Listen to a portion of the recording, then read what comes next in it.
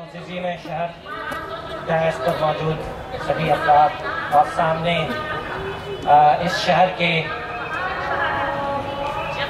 मुअज़्ज़िज़ीन और हमारे अहबाब और हमारे बुज़ुर्ग, अस्सलामु अलैकुम वरहमतुल्लाहि वबरकातुहू। सबसे पहले मैं शुक्रिया अदा करना चाहूँगा जमात इस्लामी हिंद हैदराबाद कि उन्होंने हमको इनवाइट किया और एक ऐसा मौका दिया जिसमें हम आपसे बात कर सकें। जो कि न हम एक मुक़र्रिर हैं और नहीं इसका मुझे कोई फ़र्क है, इसलिए शुरू में मैं इक़रार करता हूँ कि हमसे कोई इस तरह की तकरीर की तवक्को न की जाएगी।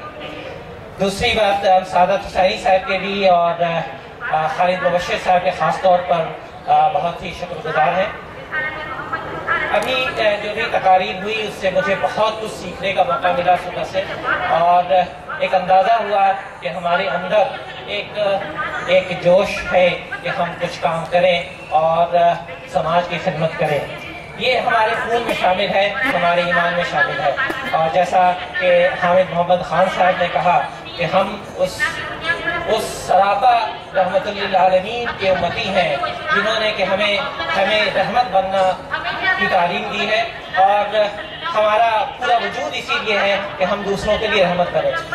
वो कि कुछ हालात ऐसे रहे 30, 40, 50, 100 सालों में कि हम अपने आप में साइलोज में चले गए, और जब हम अपने किसी भी समाजी काम की बात करते हैं तो अपने लिए ज़्यादा करते हैं, अपने कम्युनिटी की बात करते हैं, जबकि हम तो रहमतुल्लिल आलमीन हैं। हमारे लिए हम तो उसकी उम्मती हैं जो हर के लिए था।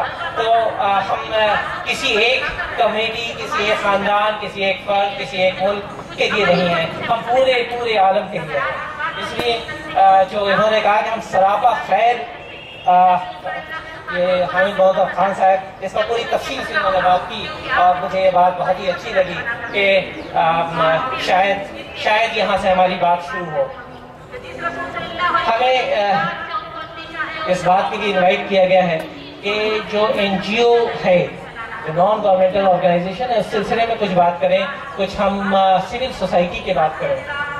सबसे पहले थोड़ी सी इस सिलसिले में हम बात ये कर लें कि NGO या सिविल सोसाइटी ये आज की नई चीज़ नहीं है। ये टर्मिनोलॉजी बहुत नई हो सकती है, लेकिन ये चीज़ बहुत पुरानी है, और हम लोग खिदमत खल्क़ का काम मिल करके काम करते आए हैं। कॉन्स्टिट्यूशन ऑफ इंडिया ने भी इस बात की पूरी इजाज़त दी कि आप एसोसिएशन बना सकते हैं और कोई भी काम इस तरह का कर सकते हैं।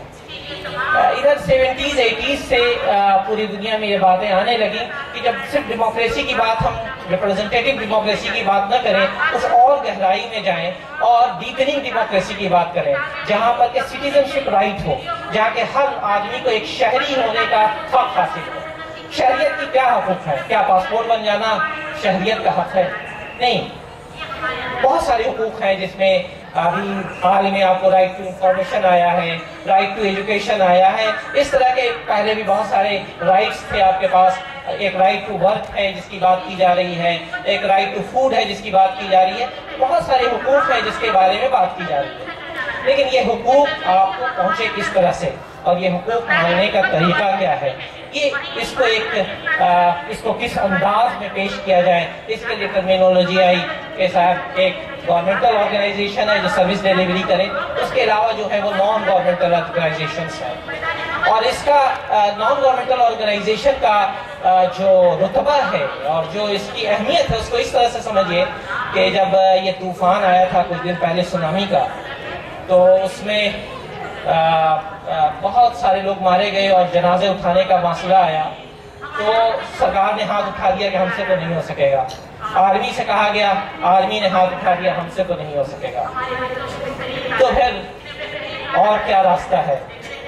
NGO ने कहा कि ये हम कर सकते हैं। हमारा जो ताकत है वो ये है कि जब कोई नहीं कर सकता तो हम कर सकते हैं। ये एक NGO की ताकत है, और इसको पूरी दुनिया आज की समझ रही है। तो 70s 80s से ये बात हुई कि साहब कुछ सिविल सोसाइटी ऑर्गेनाइजेशंस होने चाहिए, कुछ NGOs होने चाहिए जो कि सरकार के सर्विस डिलीवरी में, यानी कि सर्विस डिलीवरी में जो उमूमन आम तौर पर हम लोग लेते हैं वो एजुकेशन है, हेल्थ है, सैनिटेशन है, सिविक एम्यूनिटीज़ है, ये सारी चीज़ें, ओल्ड एज पेंशन है, سوشل سیکورٹی اسکیمز ہیں، یہ ساری چیزیں اس میں لیتے ہیں. یہ کام صرف سرکار کا نہیں ہے بلکہ یہ ہم سول سوسائٹیز کے ذریعے کریں تو آسانی ہوگی. تو نتیجہ ہوا کہ یورپ میں اور جو ڈیولپڈ نیشن تھے اور ڈیولپڈ کمیونٹیز تھی ان لوگوں نے ترنت اس کا علم حاصل کیا کہ کیسے سول سوسائٹی بنائی جا سکتی ہے اور انہوں وہ فارم کر لیا اور آگے بڑھ گئے. ہم تک یہ بات تھوڑی سی دیر سے پہنچی، اس لیے جو کام ہم پہلے سے کرتے آ رہے ہیں، ہر طریقے سے کرتے آ رہے ہیں لیکن ان آرگنائزڈ وے میں بکھرے ہوئے انداز سے کرتے آ رہے ہیں. اس وجہ سے آج جب ہم دیکھتے ہیں تو دیکھتے ہیں کہ صاحب ایکشن ایک تو بہت کچھ کر رہا ہے، UN آرگنائزیشن تو بہت کچھ کر رہی ہے، سیو دا چلڈرن اور اولڈ ایج ہوم اور ہیلتھ اور ڈفرینٹ جو بڑے بڑے آرگنائزیشنس ہیں، دیکھتے ہیں کہ ہمارا اس میں کہیں پر شیئر نظر نہیں آتا. شیئر اس لیے نہیں نظر آتا کیونکہ ہم جو دیر سے جاتے ہیں لیکن جاگ گئے ہیں. اس کا مجھے پورا احساس یہاں 2 گھنٹے سے جب ہم آپ لوگوں کو سن بھی رہے ہیں اور دیکھ رہے ہیں تو ایسا لگتا ہے کہ ہم جاگ گئے ہیں. اب جو ضرورت ہے وہ اس انداز وہ اس چیز کی ہے کہ ہم یہ جانیں کہ یہ NGO کتنے طرح کے ہوتے ہیں اور اس کی کیا ضروریات ہیں. سب سے پہلی چیز جو کوئی بھی کام کرنے کے لیے وہ 2 چیزوں کی ضرورت بہت زیادہ ہے.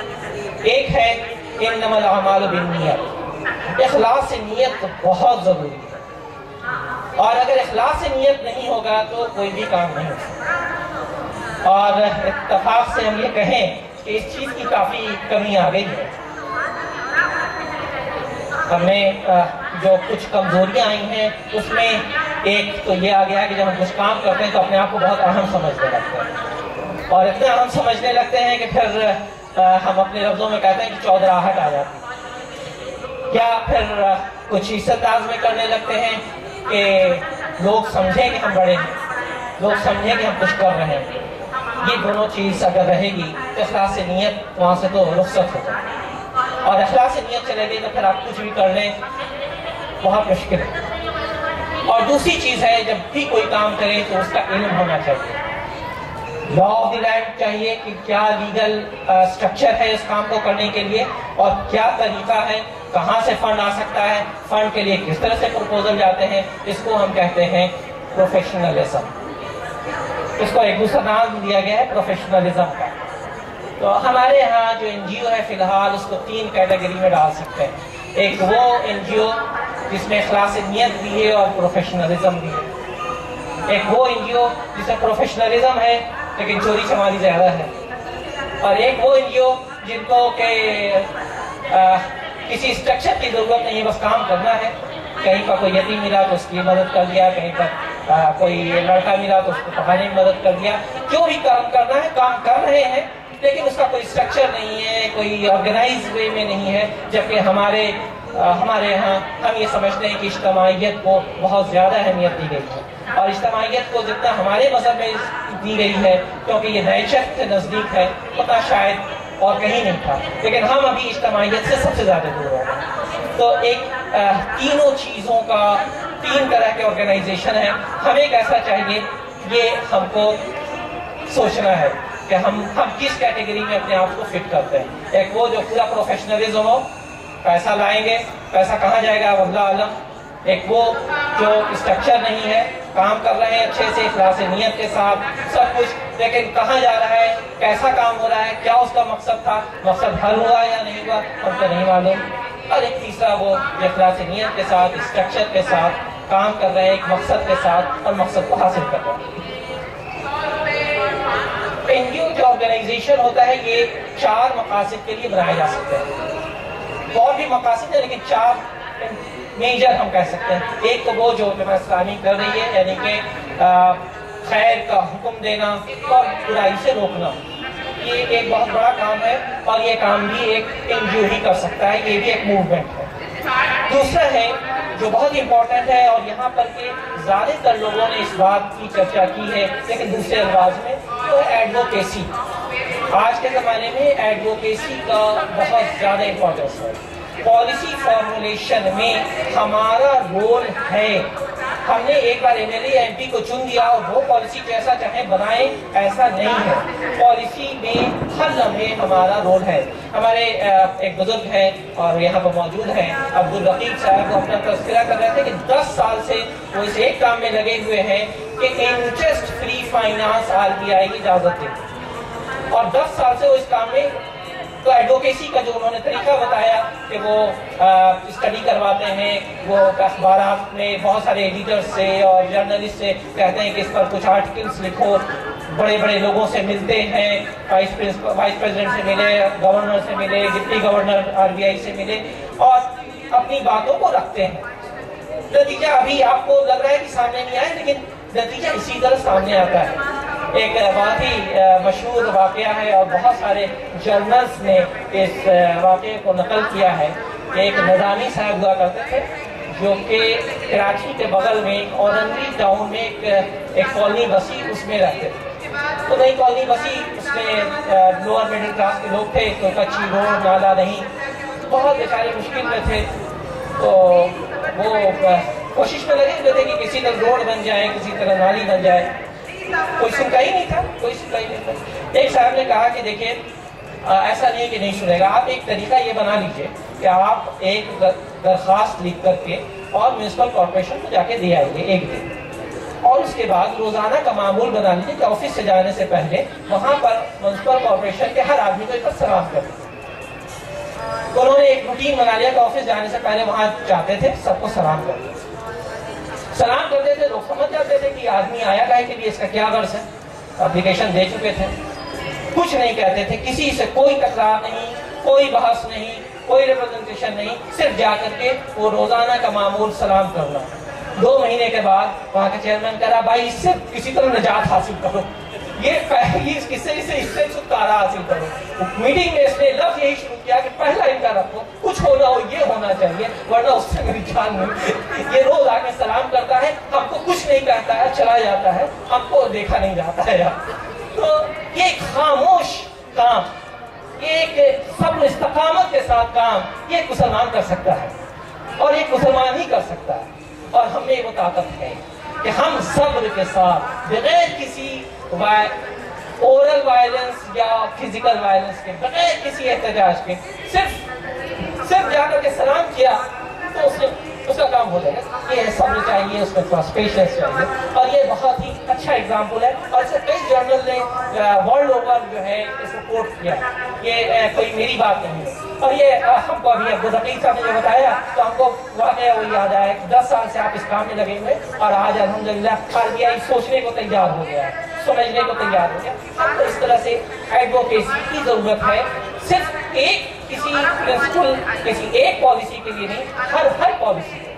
چھوٹی سی نالی بنی ہے وہ بھی ایک پالیسی ہے، اور بڑے سے بڑا کام جو ابھی نیشنل لیول پر ہے وہ اس کے لیے ہے. اور سب میں ہم کو ایڈوکیسی کی ضرورت ہے. ہمارے ایک کمار صاحب بول رہے تھے کہ ہر چیز کے لیے ہم کو احتجاج کرنا ہے اور یہ کرنا ہے. یہ ایک نگیٹو رویہ. ہم ایک مثبت پہلو کے ساتھ آگے بڑھ کر کے کہ ہمارا کنٹریبیوشن بھی ہے پالیسی فارمولیشن میں، اور ہم کو اس کا حق بھی حاصل ہے اور ہم کو اس کا ہنر بھی حاصل ہے. ہم پالیسی فارمولیشن میں اگر شروع سے شامل رہیں گے، میرا کام بہت آسان ہے.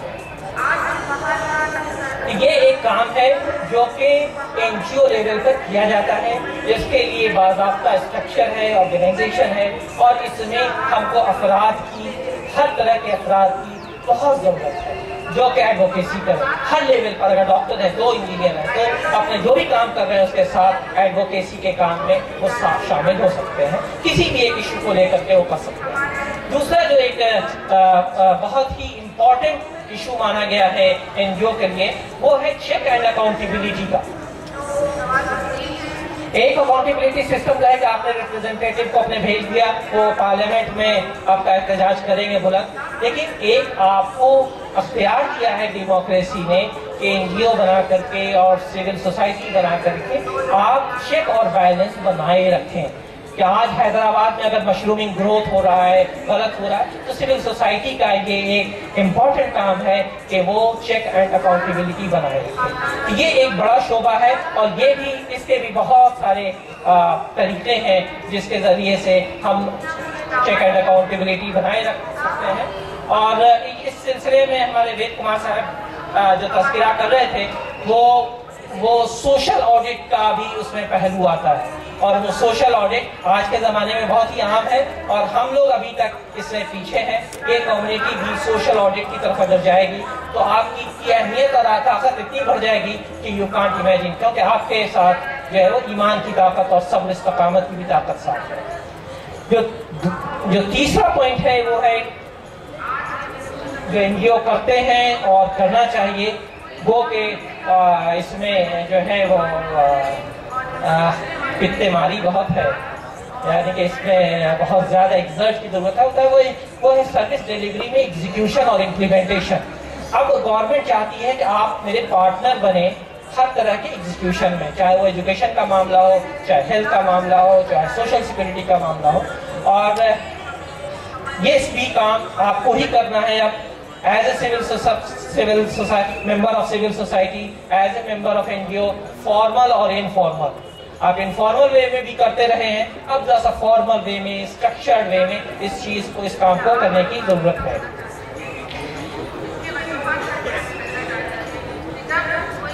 एक जो हमारे हामिद मोहम्मद खान साहब ने मेरी हमको एक बहुत बड़ी जिम्मेदारी पता नहीं हम कहाँ तक आए हैं कि सोशल एक्टिविस्ट को क्या करना चाहिए और कैसे करना चाहिए। हमने कोशिश की है इस चीज़ को करने के लिए कि अब ये लफ्ज़ थोड़ा सा ये करेंगे, सोशल एक्टिविस्ट का जो एक कॉनोटेशन आ गया है वो थोड़ा सा निगेटिविटी में ज़्यादा आ गया है कि हम हाथ उठा के कुछ करें।